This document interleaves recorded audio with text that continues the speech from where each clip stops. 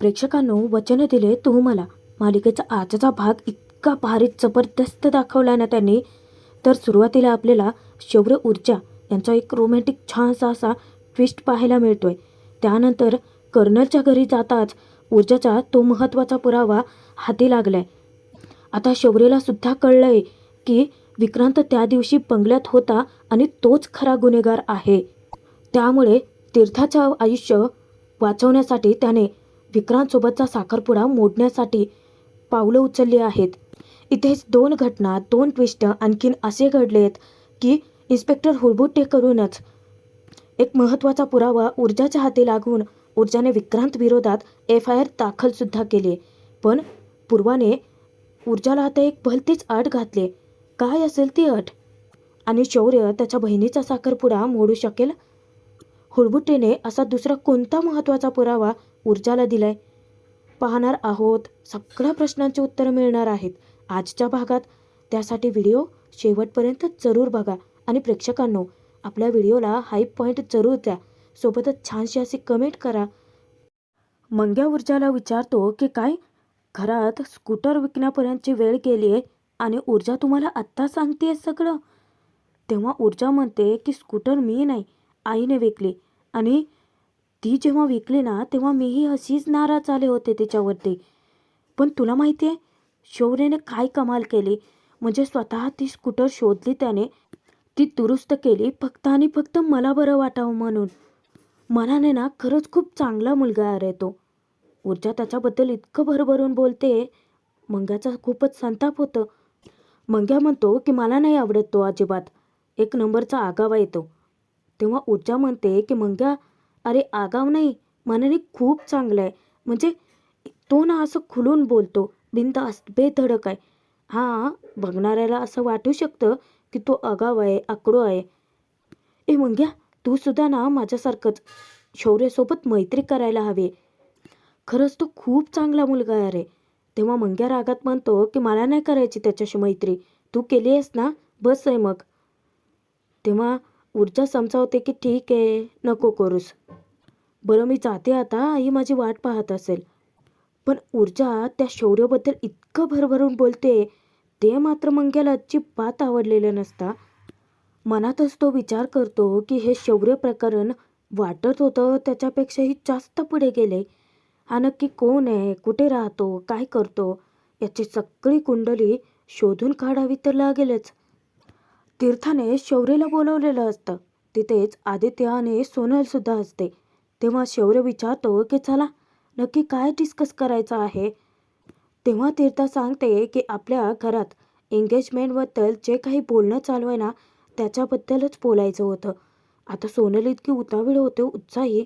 ती विचारते की म्हणजे प्रिसाइसली मला सुद्धा ना याच्याचबद्दल बोलायचं होतं अगं. बरं आपण काय आउटफिट घालूयात? तेव्हा तीर्था सांगते की नाही, मला वेगळं काहीतरी बोलायचं आहे. घरात जेव्हा एंगेजमेंटचं डिसिजन घेणं चालू होतं, सर्वच जण बोलत होते. या एका निर्णयाने शौर्यदादा खुश नव्हता. तेव्हा शौर्य सत्य लपवण्याचा प्रयत्न करतो.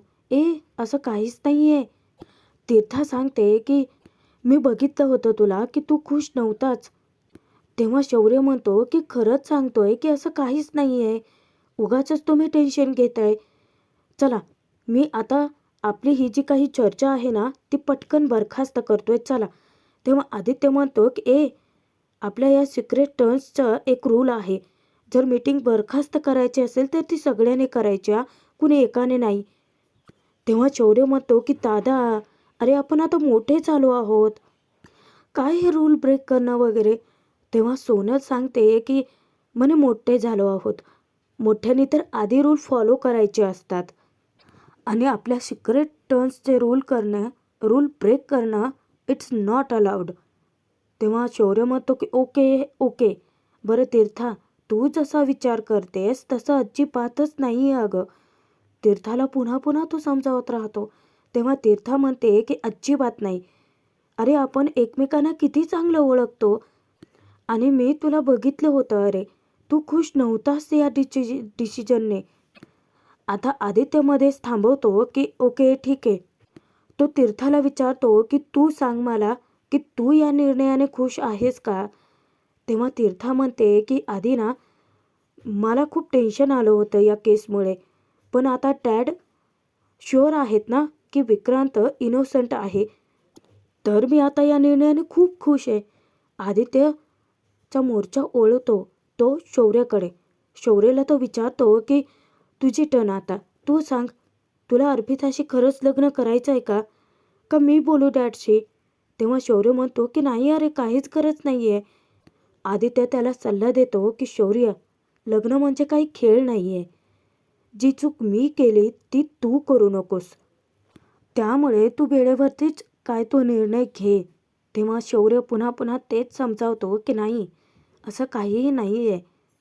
तीर्था तू उगीच टेन्शन घेऊ नकोस.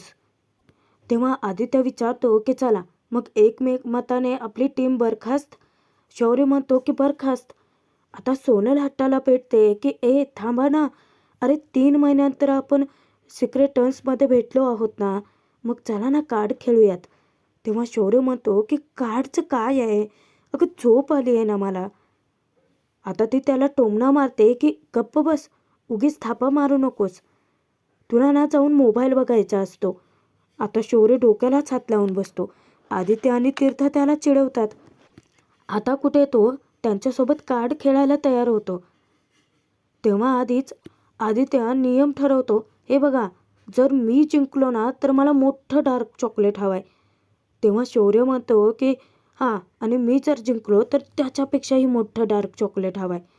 तीर्था सोनल दोघी एकदमच त्याच्यावरती वचकतात की तू हरणार आहेस, तू नेहमीच हरतोस.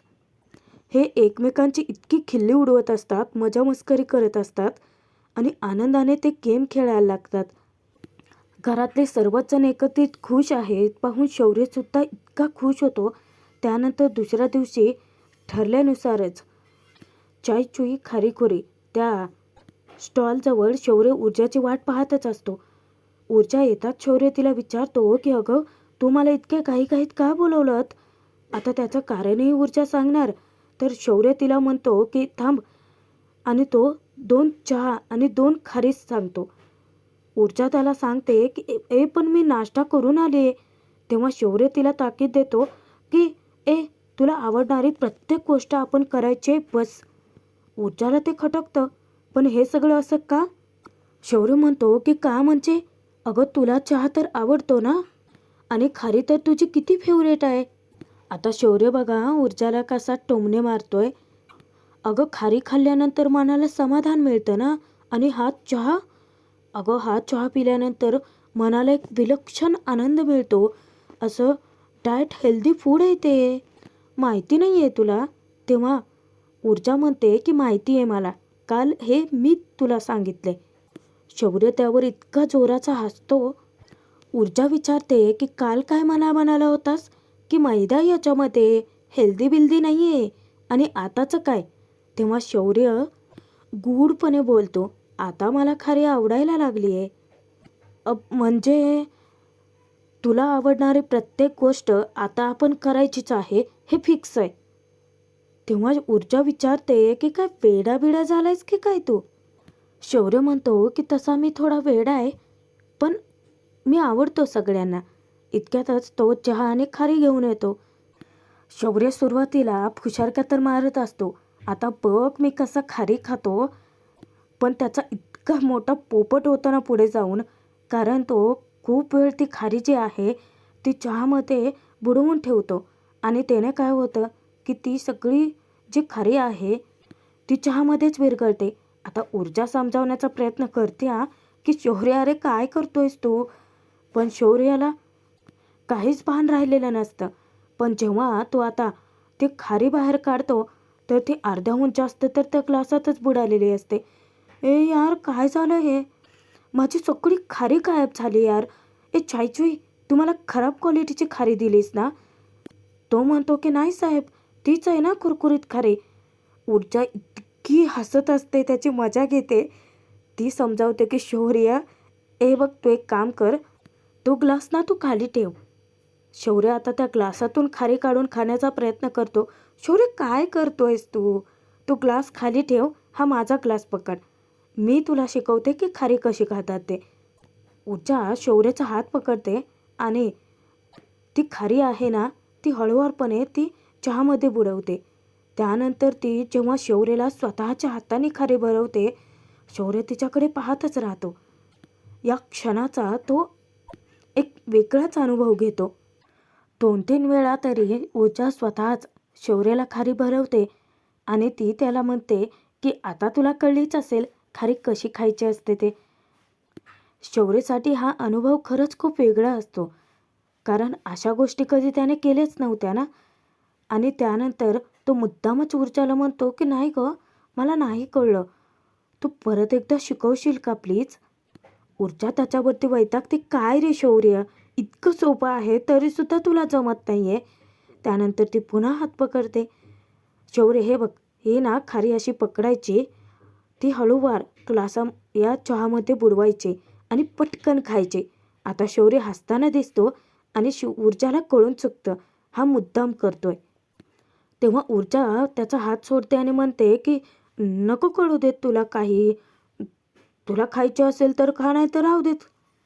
तेव्हा ऊर्जाला आता शौर्य विचारतो की पण तू मला कशाला बोलवलेस? ऊर्जा त्याला सांगते की आपल्याला एका महत्त्वाच्या ठिकाणी जायचं आहे. शौर्य म्हणतो की कुठल्या? तू तसं मला काही सांगितलंच नाही आहेस. तेव्हा शौर्यला ती सांगते की मी पटकन चहाचे पैसे देते. शौर्य म्हणतो की अगं पण मी सांगितली होती ना चहाकारी, मग पैसेही मीच देतो. ऊर्जा सांगते की नेक्स्ट टाईम तू दे, मी आत्ता देते. तेव्हा ऊर्जा पैसे द्यायला जाते आणि उरलेली खारी जी आहे ती शौर्य खाऊन घेतो. थोड्या वेळाने रिक्षाने दोघेही पाटेकरांच्या बंगल्यापाशी पोहोचतात. तेव्हा ऊर्जा नक्की कुठे घेऊन आले हे शौर्याच्या लक्षात येतं. तो विचारतो की अच्छा, हा आहे का पाटेकरांचा बंगला? ऊर्जा तू कमाल आहेस हा, म्हणजे तू त्यांचं मन वळवलंस. आपण इथे का थांबलोय? अगं चल ना आतमध्ये. शौर्य आता घाई करतो. ऊर्जा त्याला समजावते की अरे थांब, आत्ता नाही जायचं आहे आपण. तेव्हा तो विचारतो की का? ऊर्जा सांगते की 10:42 जायचं आहे. शौर्य म्हणतो की अगं वाजतच आले आहेत ना, चल ना मग, काय फरक पडतो? ऊर्जा समजावते की खूप फरक पडतो शौर्य. कर्नल पाटेकर खूप कडक शिस्तीचे आहेत. एकतर मी त्यांना न विचारता तुला माझ्यासोबत इथे घेऊन आले आहे आणि वेळेमध्ये गल्लत झाली ना तर खूप मोठा प्रॉब्लेम होऊ शकतो. ऊर्जा गेटबाहेर शौर्यसोबत वाट पाहतच असते. बरोबर 10:42 कर्नल साहेबांचा सांगावा येतो. त्यांच्या वॉचमॅन येऊन ऊर्जासाठी गेट उघडतो. शौर्य ऊर्जा दोघेही घरात येतात. त्यानंतर ऊर्जा CCTV फुटेज चेक करत असते. ती कर्नल सरांना सांगते की आम्हाला 22 तारखेचं फुटेज चेक करायचं आहे. जेव्हा ते फुटेज दाखवायला सुरुवात करतात तर त्यामध्ये स्पष्ट असं दिसतं की विक्रांत त्याच्या उनाड मित्रांसोबत बाईकवरून घराकडे आला. तेव्हा ऊर्जा त्यांना ते फुटेज तिथे स्टॉप करायला सांगते. हेच ते 4घे होते. नंतर जेव्हा ते फुटेज चालू करतात तर ऊर्जा त्यांना सांगते की ती बघा पद्मा घरात जाताना दिसते. आता ती आनंद साजरा करत म्हणते की आता फक्त आपल्याला ते हवं ते फुटेज मिळायला हवं, मग झालं तर. त्यानंतर थोड्याच वेळात पद्मा स्वतःचा जीव वाचवून त्या मुलांच्या कचाट्यातून धावत सुटलेली असते. नेमकं तेच फुटेज ऊर्जाला दिसतं आणि तिचा आनंद गगनाला भिडतो. याचसाठी केला होता अट्टहास आणि ऊर्जाच्या प्रयत्नांना यश येतं. तेव्हा ती शौर्याला दाखवते की हे बघ, आपल्याला हवं ते फुटेज मिळालंच. तेव्हा कुठे कर्नल सरांना हे खरं वाटतं की ऊर्जा बरोबर बोलत होती. ते सुद्धा आता आशा व्यक्त करतात की यस, या मुलीला न्याय मिळायलाच पाहिजे. पण ऊर्जा जेव्हा ते फुटेज रिवाइंड करायला सांगते तेव्हा त्या फुटेजला पाहून शौर्याला सुद्धा मोठा धक्का बसतो. कारण त्या फुटेजमध्ये स्पष्ट दिसत असतं की विक्रांत त्या दिवशी बंगल्यातच हजर होता. म्हणजे हर्षवर्धनने कायद्याच्या पळवाटा शोधून विक्रांतला वाचवण्याचा कसा प्रयत्न केला. जेव्हा कर्नल विचारतो की कोण आहे हा, तेव्हा ऊर्जा सांगते की तुम्ही याला नाही ओळखलं? हा विक्रांत शिर्के, आमदार दिग्विजय शिर्के यांचा मुलगा. कर्नल ऊर्जाला सांगतात की मी ते कोणाला फारसं ओळखत नाही, काय केलं याने. तेव्हा ऊर्जा सांगते की अहो सर, हाच आहे मेन कल्प्रिट. शौर्याला ते आनंदाने सांगते की शौर्य, अरे आपल्याला हवा तो पुरावा मिळालाय. आता जर आपण हा कोर्टात सादर केला तर मग या विक्रांतला जेल होऊ शकते. पण शौर्य इतका हादरलाय, मनातून पुरता हालून जातो. कारण त्याच्या नजरेसमोर उभा असतो तो फक्त त्याच्या बहिणीचा तीर्थाचा चेहरा. कारण आता तिचा आणि त्याचा साखरपुडा ठरवलाय. शौर्याच्या अचानकच डोळ्यात अश्रू उभे राहतात. त्याला इतका धक्का बसलाय ना, त्याच्या तोंडून आता शब्दच फुटत नाही. आता कर्नल साहेब ऊर्जाला शब्द देतात की चला, मी लगेच तुम्हाला हे फुटेज देतो. तेव्हा ऊर्जा समजावते की नाही सर, आम्हाला आत्ता लगेच हे फुटेज नको आहे. ऊर्जा त्यांना सांगते की पोलीस येतील, ते पंचनामा करतील, मग पुरावा मला द्या. मी इन्स्पेक्टर हुरबुतेला फोन करते. आता तो कर्नल इतका भडकतो. तो एक नंबरचा उद्धट माणूस आहे. तो माझ्या घरात अजिबात येणार नाही. ऊर्जा जीव तोडून कळकळीची विनंती करते की हे बघा सर, जर पोलिसांनी पंचनामा नाही केला तर तो पुरावा कोर्टात ग्राह्य नाही धरला जाणार. हे बघा, मी त्यांना फोन करते, ते पंचनामा करतील आणि जातील ना. कर्नल तक्रार करतात की पोलीस असून सुद्धा तो दाढी ठेवतो. ऊर्जा समजावते की सर प्लीज प्लीज त्यांना येऊ देत. त्यांनी माझी या केसमध्ये खूप मदत केली आहे. मनापासून ते खूप चांगले व्यक्ती आहेत. अजिबात डिसिप्लिन नाही आहे त्या व्यक्तीला. आणि मुळात डिसिप्लिन नसलेली माणसं मला अजिबात आवडत नाहीत. आणि तू ज्याच्यावरती विश्वास ठेवते तो समोरच्या पार्टीला विकला गेला नाही आहे असं झालं असेल तर.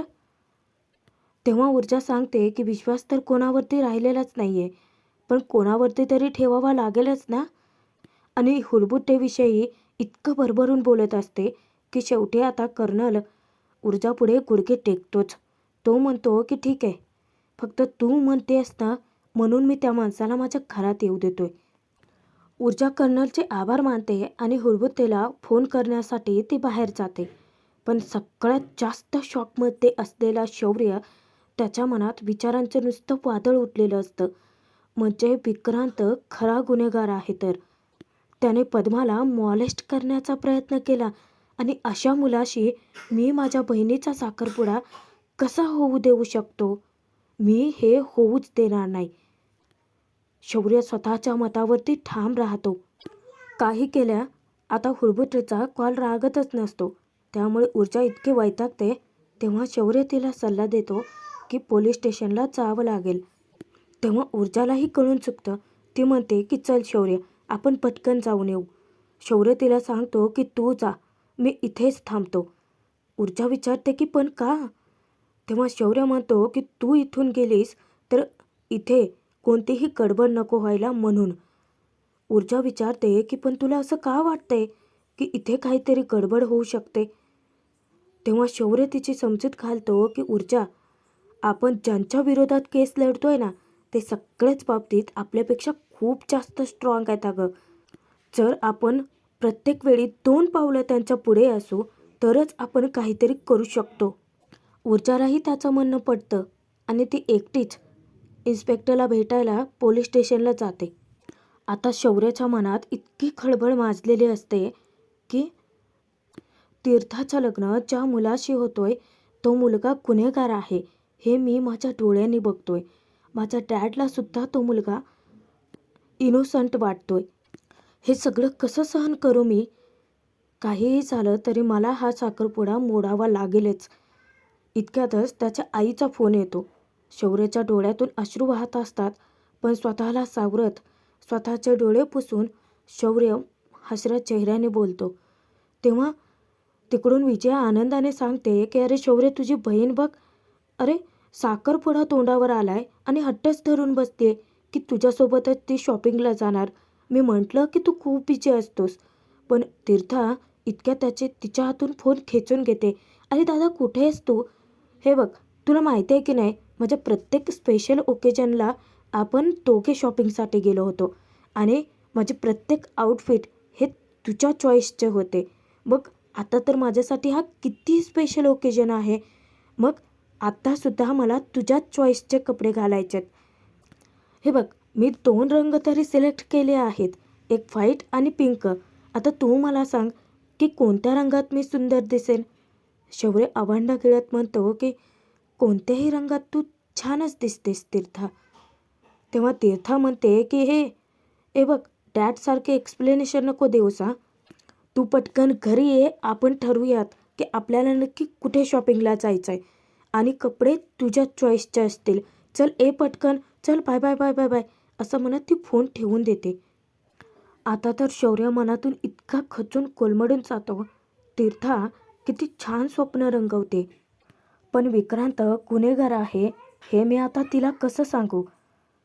हे सत्य समजल्यानंतरच माझी काय अवस्था झाली, तर तीर्थाची काय होईल? आता शौर्याचं आपल्या बहिणीच्या बाबतीत विचार करणं साहजिक आहे. त्याला तिची काळजी वाटणारच. थोड्याच वेळात आता हर्षवर्धनच्या आदेशावरून भजन तिथे पोहोचतो की आसपास परिसरात कुठे CCTV कॅमेरा आहे का? जर असेल तर फुटेज मॅनेज करता येईल. आणि नेमकं शौर्य कर्नलच्या बंगल्याच्या आत इकडे तिकडे एरझाऱ्या घालत असतो, ऊर्जाची वाट पाहत असतो. बरोबर त्याच्या पाठीमागे भजन असतो, पण दोघांचीही एकमेकांकडे नजर नाही आहे. आता भजनचं लक्ष जातं शौर्याकडे, पण शौर्य नेमका पाठमोरा उभा असतो आणि भाग इथेच संपतो. पुढे तर खूप मोठा ट्विस्ट आला आहे, कारण शौर्य ऊर्जाला समजावतो की आपल्या हाती लागलेला पुरावा आहे तो आपल्याला खूप जपून ठेवावा लागेल. हा पुरावा कोर्टात सादर होईपर्यंत आपल्याला खूप काळजी घ्यावी लागेल. दुसऱ्या दिवशी ऊर्जा इन्स्पेक्टर हुळबुटेला भेटते आणि दुसरा एक पुरावा तिच्या हाती लागतो. हुळबुटे तिला सल्ला देतो की आता याच पुराव्याच्या आधारावर तुम्ही FIR दाखल करा, आणि ऊर्जासुद्धा लगेच FIR दाखल करते. पण या सगळ्याच्या मध्ये आता पूर्वाचं म्हणणं वेगळंच ठरतं. ऊर्जा तिच्यावरती रागवते की अगं, मला पद्माच्या केसमध्ये इतका मोठा महत्त्वाचा पुरावा माझ्या हाती लागलाय आणि तू मला सांगतेस की शौर्याच्या नादी लागूच नकोस. पण आता पूर्वा तिच्याशी बोलणं सोडते, म्हणून ऊर्जा तिला शब्द देते की ठीक आहे आई, मी शौर्याला कधीच नाही बोलणार. पण जो आता पुरावा हाती लागला आहे विक्रांतच्या विरोधातला, तो ऊर्जाकडे सेफ राहील का? ती पुरावा कोर्टात सादर करून कोर्टात केस कशी पालटेल आणि हर्षवर्धनला चितपट कशी करेल? पाहणं मनोरंजक असतं.